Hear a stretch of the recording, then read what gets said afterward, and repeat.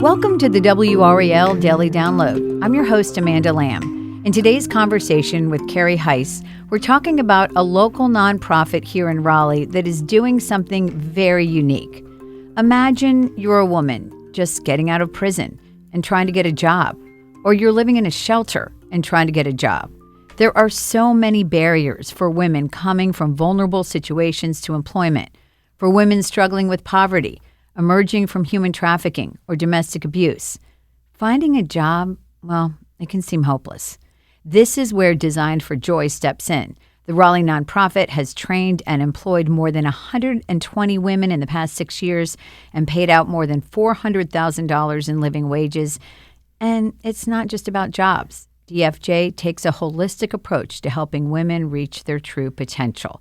Cary, welcome to the program. Thank you for having me. So first, tell us how you and Kristen Seidel got the idea for Designed for Joy. Yeah, when my children were little, I was a stay-at-home mom, and I created 3 small businesses, some niches in the community that I couldn't find for myself. So usually around the idea of community, women, families, networking.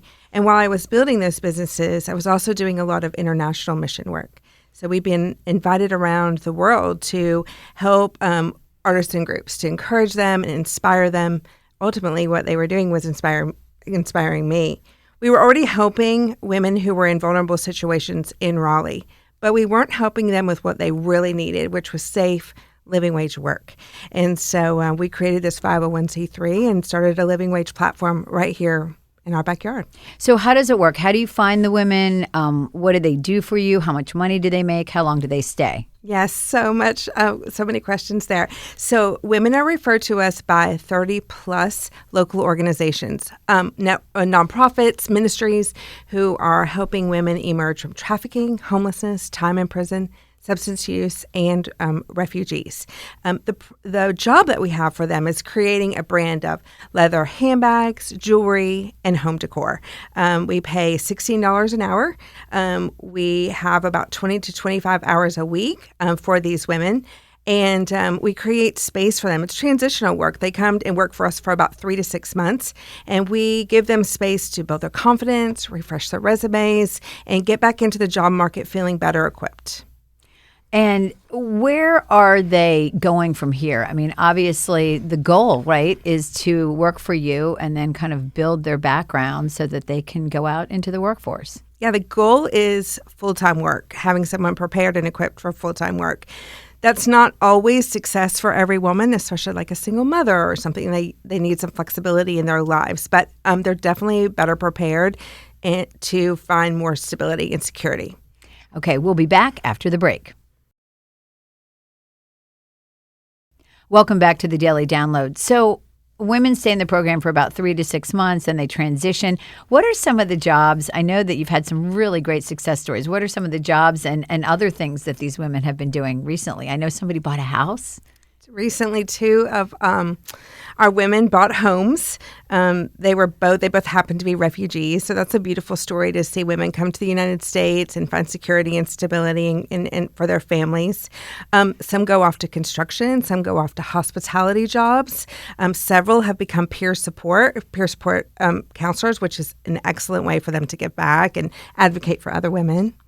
And I guess there's some barriers to getting the jobs. I mean, do you help with other things like resumes or connecting them with, other organizations that might be able to give them, a leg up when they're looking for a job? Yeah, we have volunteer groups and individuals who come in and do training for interview practice and writing their resumes and helping them get interviews. And then we do have some partnerships on the other side organizations, businesses who will interview our women when they're finished with their time with us. So the need seems to keep growing. I mean, it feels like you are constantly getting more and more women in these situations coming to you for help.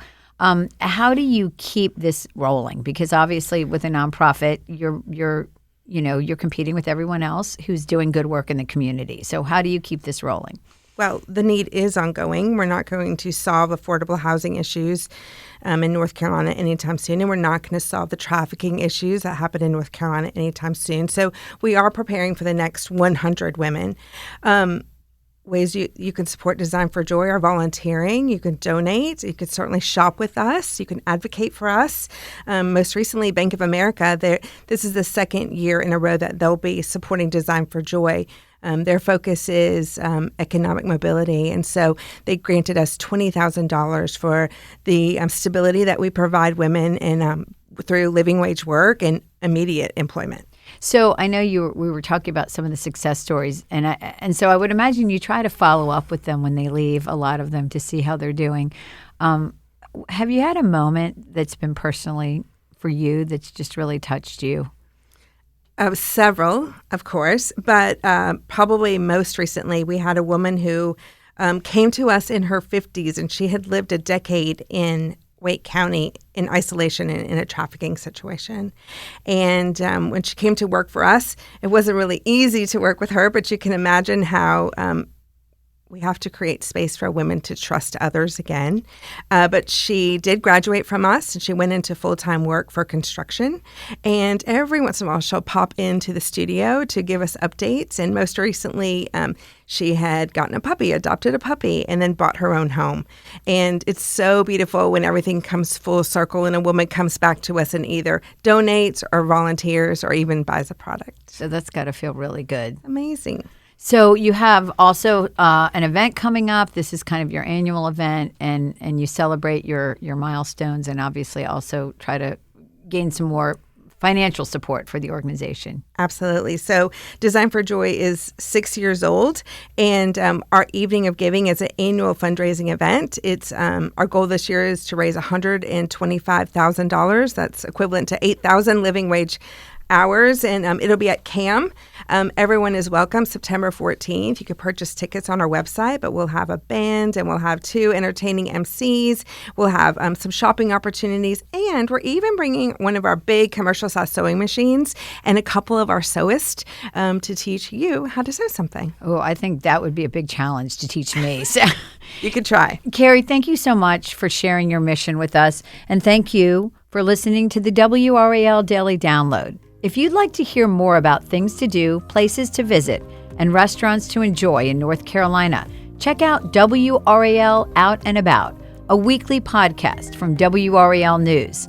Find WRAL Out and About in your podcast app. As always, thanks for listening to the WRAL Daily Download.